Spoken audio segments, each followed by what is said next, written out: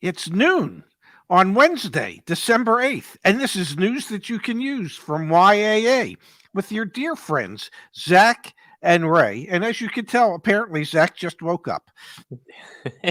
Good morning, Pops. No, I've been awake actually since yesterday. Sorry we weren't here, but glad to be back today. We've got Morning Glory asking, why would one pay for cable TV when you're already paying for the internet? That's the question of the day right there.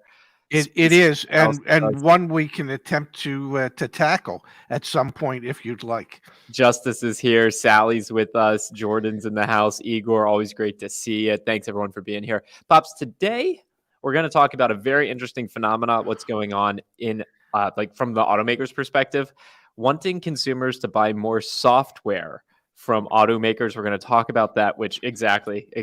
We've got a lot to dig into there. Sam's here with us as well. Justice saying I should get the Elon haircut. Not sure what that means, but I'll look into it after the show. May I say something? Yeah. You should just get a haircut. I don't give a damn whose it is. Just get one. Maybe when we're in Vegas next week. Sure, that's why everybody goes to Vegas. I'll take you to my man Sosa. He'll clean you right up. Morning Glory says, I hope they won't be charging to turn on the heat in your car, but honestly, that's the direction we're moving. So just bear with us here because we're gonna dive into that. I do want to start with some EV news though, Dan. This came out yesterday or 2 days ago, excuse me. Obviously, we weren't online yesterday, so I just want to bring this up and kick things off here. Toyota making news with their investments in the EV space. Let me zoom in here. They're building a plant in North Carolina. They're going to make 1.2 billion. Oh my, I said billion. I meant million batteries a year. That 1.2 billion batteries, that'd be enough for the whole planet. Whoopsies. 1.2 million batteries, and they're making them in the United States. That's big, Dad. We had Elon Musk in the news yesterday or 2 days ago saying, I don't like Joe Biden's Build Back Better bill. This is bad for the economy, yada, yada, yada. Even though it gives all sorts of incentive to buy more Teslas, then you've got Toyota building more batteries in the United States because in the Build Back Better bill, it talks about how if the batteries are made in the United States, you can subsidize the cars more. Yes, you get a bigger, you'll be getting a bigger tax credit. Federal tax credit if the batteries were actually manufactured in the United States. So, I listen. There's so many different things about politics that I don't begin to understand, and I'll never claim to understand.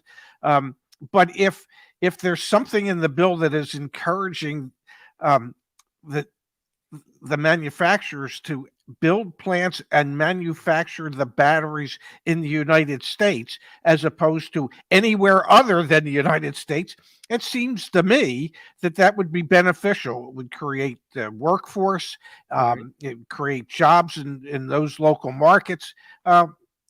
So I don't know. Maybe someday if I have Elon's money, I'll think like he does. But until that time, if they're encouraging that we bring things back to this country for manufacture, I think that's a good thing.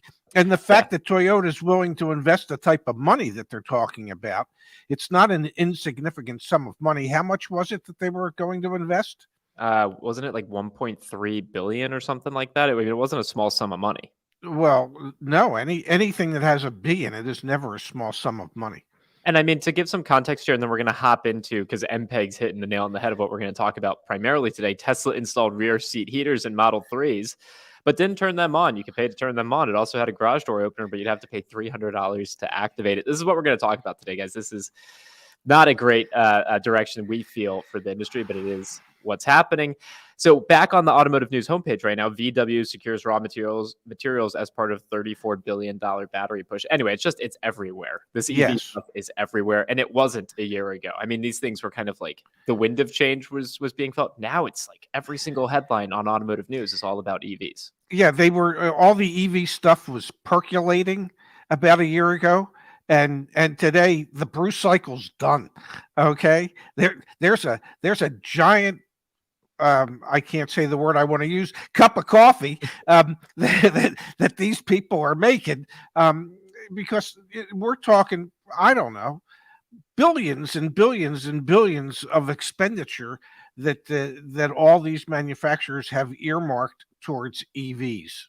Yep, 100%. All right, Pops, let's turn to today's primary topic here, the push for automakers to become software companies. Because you know what, Dad? Software companies, they can charge all sorts of subscriptions and stuff like that. They can make more money. And honestly, you know what? The stock market just really likes software companies, tech companies. So everyone wants to get in on the fun. This news comes by way of Stellantis, the great lost automotive continent, launching a $23 billion push into the software world. Pops, did you get a chance to read through this article? I did. I nearly threw up as I was reading it, but that's okay. You Give know, us your readout. well, I mean, they, I don't want to say they're greedy, but okay, they're being greedy. It used to be, I don't know, I remember way back when, yesterday, that you would have a Monroney label on a car and it would list all the equipment that it came with. It didn't list next to that, oh, this is by subscription only. And that's what Stellantis is talking about. They want to take items that are built into the car and then charge customers either a monthly subscription fee or an annual subscription fee, so that they can actually access some of these items. And Stellantis is not the only one that wants to do it, but Stellantis is figuring out that this could be, just in subscription fees, $23 billion or $30 billion a year added to their revenue. Okay, that's not from building the damn car. That's not from selling the damn car. That's just from making people have to pay to be able to utilize the stuff that's already built into the car. And what I find more troubling than anything is the fact that in most cases, 94% of the people in America finance. 94%. You heard it here first. Quote that, Yeah. Wall Street Journal. Yeah. 90. Well, at least it was in my day. So 90. So let's assume it's still about there. Let's say it's 90%. So 90% of the people that buy a car finance the car. Okay. So that means they have a monthly payment for the car. They have a monthly payment for their insurance for the car. And now suddenly they're going to have an additional monthly payment on top of that for the subscription items so that they can access some of the features that they might want to use in the car. For instance, heated seats would become a subscription item. A heated steering wheel would become a subscription item. Would mean nothing to people in Florida, would mean everything to people in Wisconsin and Michigan and Maine and New England. And well, hell, it's 36 degrees outside here in Ventnor. It's crazy because the stuff's already built into the car. You've already paid for the manufacturing aspect of it when you've agreed to buy the car. And then they have the nerve to want to charge you a monthly fee to utilize. This is not cable for cars. So, Pops, I just want to hit on something really quick, which is Stellantis is not the first company to try and do this, and they certainly won't be the last. And here's where I think, as a platform, we all got to push back a little bit. And and there's 50 of us on today's stream. So we're going to start small. We're going to crawl, then we're going to walk, then we're going to run. But what I want to show here, Dad, I'll pull it up on the screen real quick. I'm going back to an article from Car and Driver. This was from October. On-demand options, automakers move towards subscription services. In 2019, BMW announced that it would begin charging owners of its vehicles $80 per year for the privilege of using Apple CarPlay, which mirrors an iPhone screen and functionality on the infotainment display. It's not only standard in a $15,000 Chevy Spark, the least expensive car available in the US, but it's also a feature that Apple does not make BMW pay for. Consumers mutinied, and the Bavarians retreated. But not for long, BMW next decided it would return to a subscription model for features such as smartphone-based key, virtual key, remote start, and even heated seats. Here's the deal, though. We've got one case of consumers saying GTFO. You know what that stands for, Dad? I think it stands for I'm mad as hell and I'm not going to take it anymore. I cleaned it up nicely. BMW. Get out of here. Get out of here, right? Yeah. We're not paid for that. If we could get enough things to go viral around this idea, I'm going to pull up the Stellantis article again from Automotive News.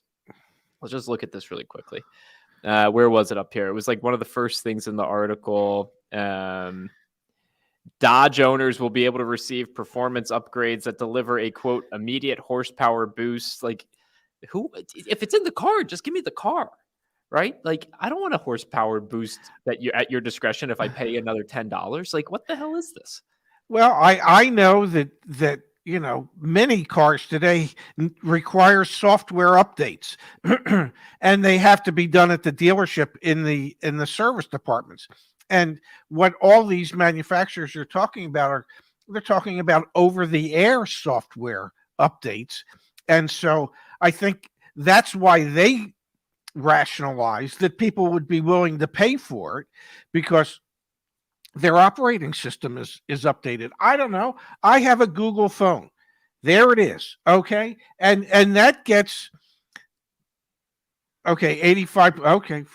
Thank you, Frank. Whatever. In my day, God damn it, it was 94%. Or that was the number we said. 6% people pay cash. But you've got a Pixel phone. But my point is that when you buy something, it comes with X amount of years of support. Mm-hmm. Okay. Now, you buy a new car, and if it's a Dodge, it comes with a 3-year, 36,000-mile warranty. So that's 3 years or 36,000 miles worth of support. During that time, they should not be saying, hey, you want a 10% boost in your horsepower? Pay us $100 for an over-the-air update, and we'll get that for you. I mean, this is just ways to nickel and dime their customers. Okay. Well, it's equal parts nickel and dime customer. I get it from the corporation standpoint. You're in a boardroom and you're saying to yourselves, we can grow the lifetime value of our customer if we get them to just hook in on a $10 a month subscription, which we know we can get them to do, because $10 a month, it's no big deal. You're already paying, right? The issue is, like, fundamentally and from a principle standpoint, the United States of America isn't like Europe. You can't get around to a lot of places with public transportation. Sure, if you're in a metro area, you can, right? And you have a lot of options. So think about this through the broad lens of just mobility, Dad. For people that need to get around, a car is in a lot of people's lives and in a lot of places in this country, it's a way of getting around, and it's an absolute necessity. Yes. Why the heck are we blurring the lines of cars and softwares? Cars as a piece of utility and software as a way to drive lifetime value. I'm afraid that 5 years from now, you're not going to have as many options. I'm not afraid. I know in 5 years, you're not going to have as many options, where if you just want a thing that takes you from point A to point B and is economical, that option, especially a new one, which I think there are likely going to be a lot of advancements in safety technology. So there's going to be a really logical case as to why you would want to buy a new car. You're not going to be able to find it without a subscription, which is complete BS, because a lot of these things are going to be targeted towards those people. You had a great video that went out, I think it was just the other day, Pops. You're talking about needs versus wants. People are going to want these things, but they're not needs. They're not late. And it's capitalism and it's greed, in my opinion. And it's a great way to grow your bottom line. Whoever the heck comes out with a like the dumb phone, like there's a huge movement of people that want a dumb phone. Whoever comes out with a dumb car, I think it's going to make a lot of people really happy, and they can make a nice premium on it. I was thinking earlier, I was thinking about when I taught you and your sister how to drive. Yeah. Okay. And if you look at what these software issues are going to be in the future, when you have children, and let's say you have children in 4 years. So, and when they turn 16. 4 years. Wait. I'm going to have kids in 4 years? Maybe, maybe you'll have a girlfriend in 4 years. I have a girlfriend right now. I don't want kids in 4 years then. Dara, my sister, will probably have kids. Is that too soon? I quickly, over under. Will Dara have a kid in 4 years? Oh, yeah, under. Yeah. Under. Easy money. Yeah. Chat will also agree with that. She's on a cruise right now. I mean, God knows what can be done. But my point is, so let's say you have children in 4 years, and at 16 they get to learn to drive. So 20 years from now, it'll be time for you to teach them how to drive. You know what you'll teach them to do? Sit down, buckle your seatbelt and tell your Google Assistant or Alexa where you'd like to go. Okay. And while you're doing that, you can work. Just keep working. Okay. So there'll be less free time because the whole concept behind autonomous vehicles is so that you can remain doing your job, doing work, productive. You can be productive in the downtime when you used to be driving. And I don't know, your poor kids, they're not going to know how to drive. Let's just get in the car and tell Alexa where to go. I'm sorry. Software is great. Don't misunderstand me. It allows us to do what we do, where I can be in Ventnor, you can be in Bethesda, and we can do a live show together. So that part of software is great. But the concept of then taking everything that can be manipulated by software and charging us to access that on a monthly or annualized basis is crazy, because you know if the car is loaded with tons and tons of features, and it's $10 a month for the heated steering wheel, and it's $10 a month for the heated seats, and if you want voice activated navigation, it's they're going to bundle them too. It's like the winter package used to be an option, now it's a subscription. It'll be the same as what they do on cable. There'll be basic subscription software services, and then there'll be the huge bundled subscription, and suddenly you'll have a $600 a month car payment, $150 a month insurance note, and a $200 a month subscription payment. I mean, it's just crazy. And you're not getting HBO or Showtime with any of them. That's well said. M6996 Cars One. Hey guys, I asked for a warranty quote a few days ago and never heard anything back. Thanks for the heads up, MC 996. So we actually ask a question to you because we get so many quotes. We get like 100 quote requests a day. So if you got an automated email, just reply back to that, and Kimberly or Candace on our team will get back to you. Yeah, Dad, you're hitting spot on here.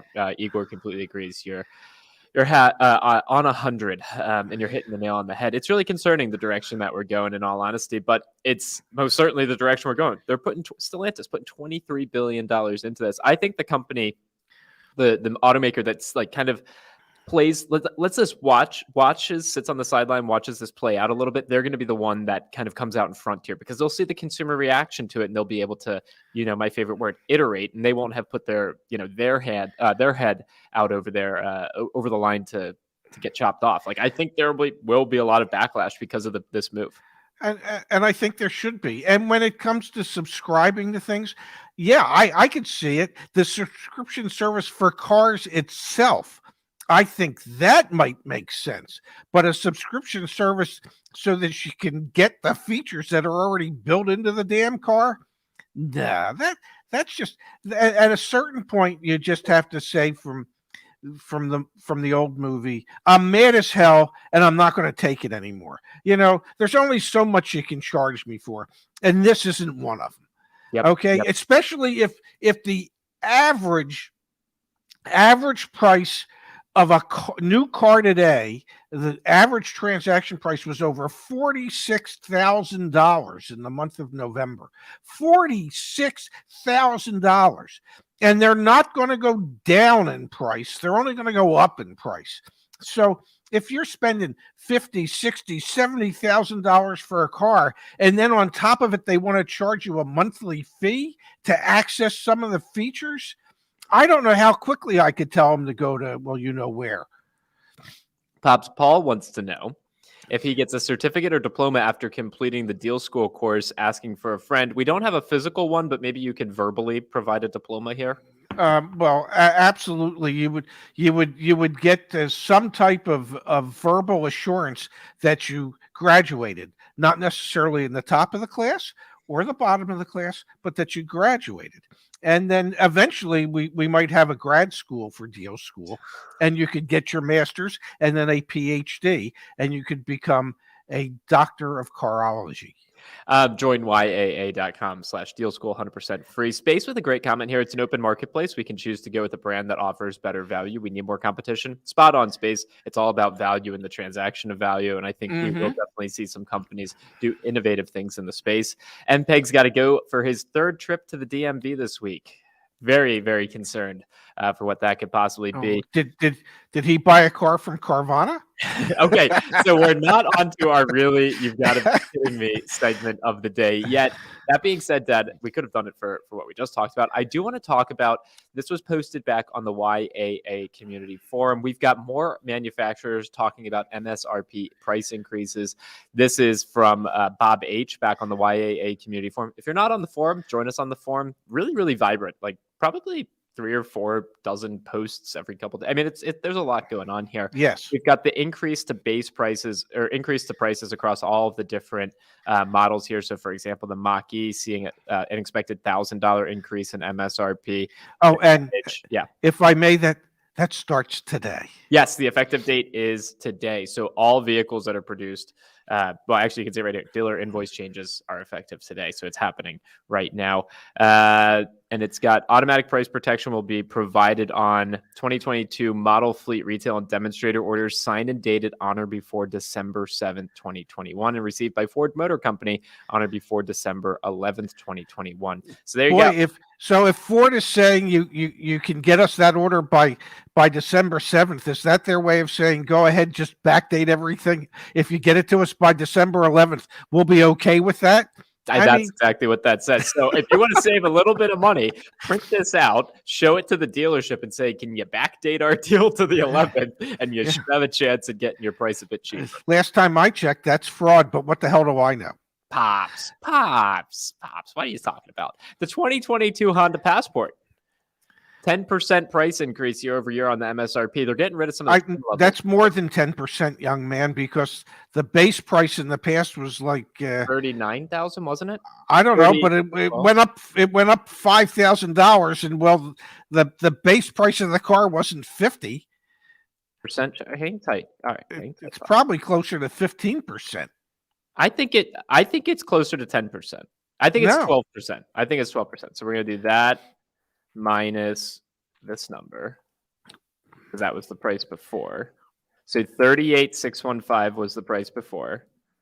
38,615, and the price now is 43,695. So I'm saying 12.5%. What are you saying?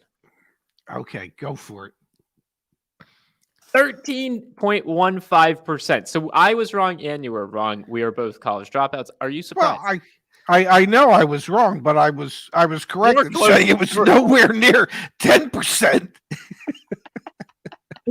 Okay, fair enough. Honda's increasing their passport price by over 13%. This is in the wake of we've got Tesla has increased their prices for some of their Model Ys and Model 3s by up to 20% so far this year. We have an article back on the YAA website about that. And Toyota Tundra pricing for the new model year, the MSRPs on those have gone up on some of the trim levels up to 20% as well. So what we're seeing, so what we're seeing is that what we suspected and what some manufacturers have indicated they were planning on doing, which was they were going to take this opportunity when people seem so ready to overpay for vehicles, that they were going to take this opportunity to increase the MSRPs on their vehicles. And they didn't wait long from when they first verbalized it to when they acted upon it. And it is just, it's the manufacturer's way of trying their best to cut into the dealer's margin while increasing their margin. Because they know that with the shortage of inventory, 84% of people have said, yeah, we'll buy even though the prices are higher and more than they should be. And only 16% of consumers have said, no, we're going to stay on the sidelines and wait for things to come back to normal. So the manufacturers know that the vast majority of the buying public is willing to spend whatever the hell it takes. And that is, It is consumers acting in their own worst interest. I hear you, Pops. I totally hear you. I And the manufacturer saying, yes, we got them right where we want them. Hey, capitalism. That's how this system works. And back to Mario's point, whoever's going to provide the best value, they're going to be the one that actually at the end of the day wins. Let's transition, Pops, very quickly here too. Really? You gotta be kidding me.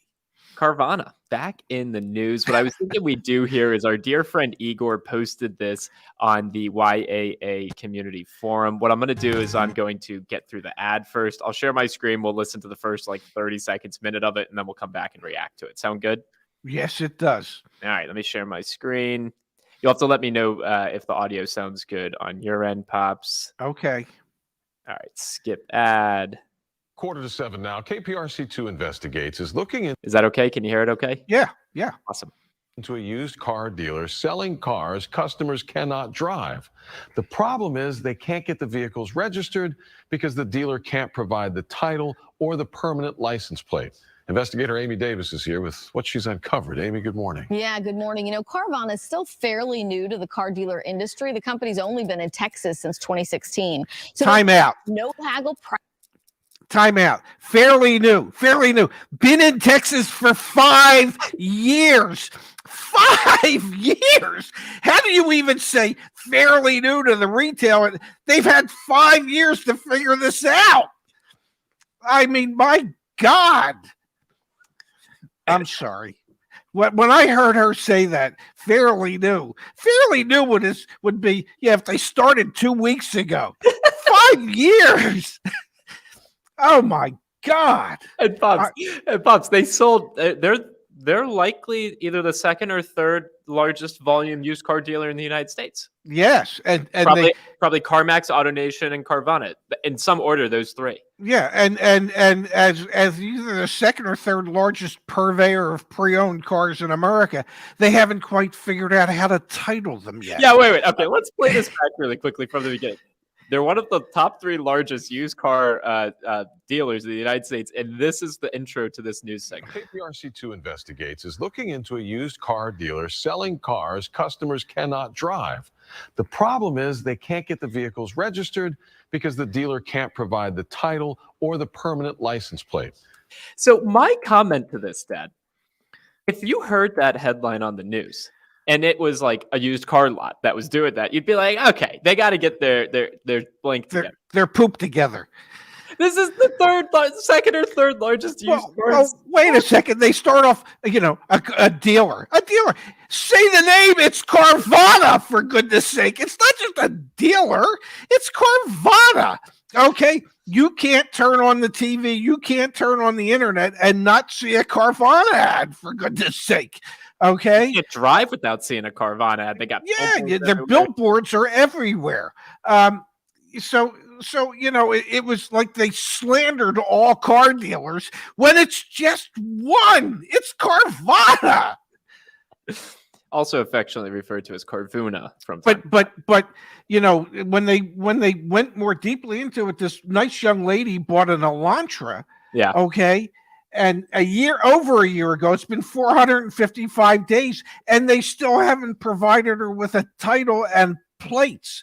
Okay. They've issued 4 temporary registrations in the state of Texas where they're allowed to issue 1.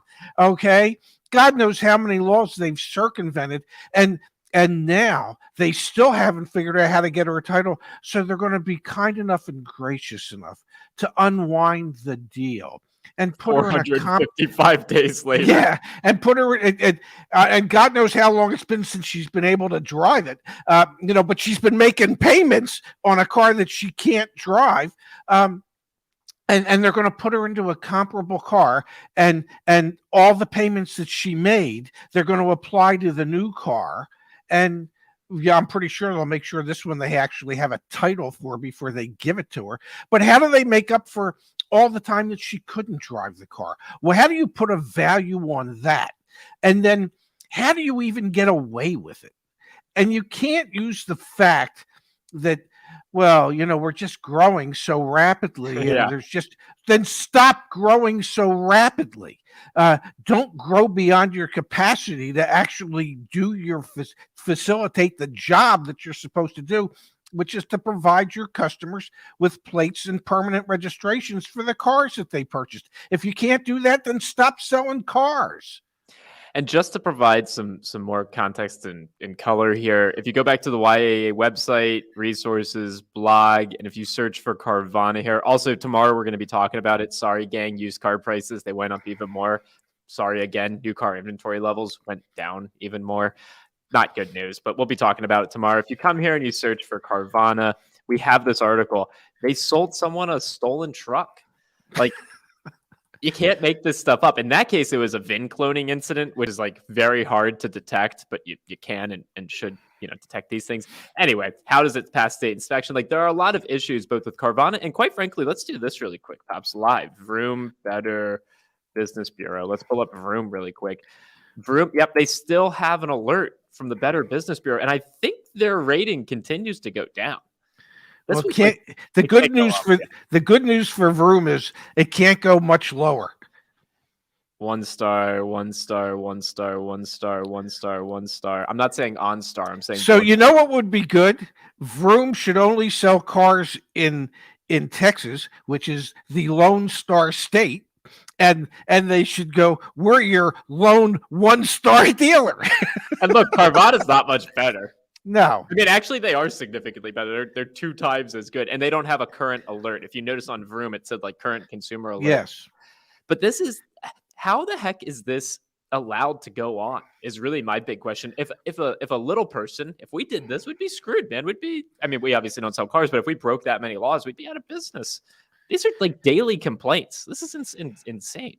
And the fact that the things never get handled, that it took a television station in Houston to do a story to get somebody at Carvana to say, well, I guess we should do something. Let's take her out of that car and put her into a different one. The amount of fines that they should get, it should be so astronomical that they would create processes so that nothing like this could ever happen again. But the fact that they'll probably only get slapped on the wrist is what allows them to go, it's worth it. It's worth just keep doing what we're doing. Cost of doing business. Yeah, it's crazy. Speaking about cost of doing business, want to just ask the chat and everyone that listens to this after the fact, we are talking about in the new year, probably towards the end of January, my dad and I are going to start reviewing some cars. We think it'd be fun. We want to get our hands on a few and give that a spin and a try. Just want to ask how people react to that. The idea of us sitting in a car side by side, doing our normal conversation, but giving our impressions about different vehicles. Curious what the reaction is to that. And also if there are any suggestions for first cars that we look at. I know, Dad, we were looking at the Genesis GV70. I think that'd be a really fun car to get into. I know there's also some of the new BMWs I think would be fun. Anyway, just putting that out there. Want to get some reaction to it. Cost of doing business. We're going to have to put you up in like an Airbnb or something here in Bethesda for a couple months, but I think that's well, you let me know so that we can make the arrangements. Okay, fair enough. We've got Phil saying yes, Paul saying yes. That's enough yeses for me to say we should do it. Pops, Tatcha says that would be fun. Yeah, I think it would be fun. Like, you'll get the information, but you'll also get like the unfiltered Pops and Zach. And also, I have this vision and this idea of in every car filming my dad getting in and out of it to demonstrate how easy or difficult it is. And I just think that would be really good content. Yeah, let's get some of those trucks that are way jacked up that I'm going to need a step ladder to get into. I want my kids to watch that, which I'm evidently having in 4 years. In 4 years, yeah. Anyway. All right, we'll be back tomorrow. Daily news you can use. I cannot believe the topics that we covered today. Concerning times, but we'll keep you informed. Glad to be here. And also, Pops, before we do go, I just want to pull up one comment that I saw a little earlier from Magali. Can't say enough about you guys. I am so thankful for the channel and knowledge because I wouldn't have had the deal that I got in January, nor the knowledge about how to buy a car. Thank you again. That's what we're here for, Pops. Really glad that we do it. That warms the cockles of my heart to hear things like that. You know, I wish someday somebody will explain to me what those cockles really are. I have no idea, but it's an old phrase. That's strange. I love you. Have a great day. Well, I love you too, honey. I'm assuming I'll talk to you later if you'll Yeah. still talk to me by then. Cockles. It's a word. Anyway. All right. Bye. Yeah, no, it's a word. It's a word.